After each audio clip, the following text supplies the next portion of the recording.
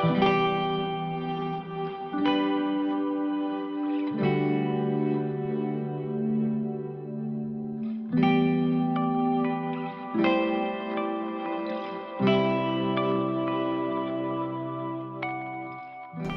naming the show Xicana, I am talking about the political time of today with the border, thinking about being a Mexican American woman, being a woman whose father was born in Mexico and my mother was born in the US and she's Caucasian. And dealing with how that feels growing up and people telling you, oh, you look Mexican or you don't look Mexican, or you look white or you don't look white, and how that felt and how I tried to cover it up, or I tried to hide it under a blanket, or just all these things that come up being a mixed ethnicity.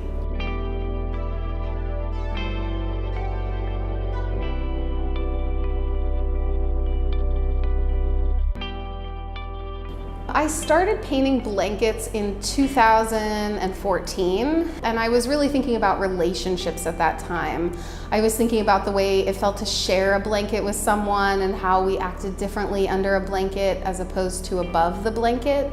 And then in 2016, I went to Oaxaca to do an artist residency, and I learned to do traditional backstrap weaving. So when I did that, they started saying, hey, this is lightning, this is mountains, this is when we had this storm, and I can use this narrative of the blanket, of the embroidery and the pattern on the blanket to help enforce my personal narrative of the painting.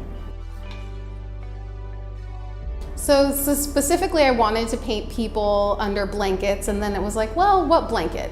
Well, I'll use blankets that I have. I have a Mexican blanket. I have a blanket I got when I was in India, and I have this childhood Mickey blanket. So I was using blankets and then making different patterns, making up some patterns, but I wanted to use Mexican textiles and colors because I thought the colors were really interesting.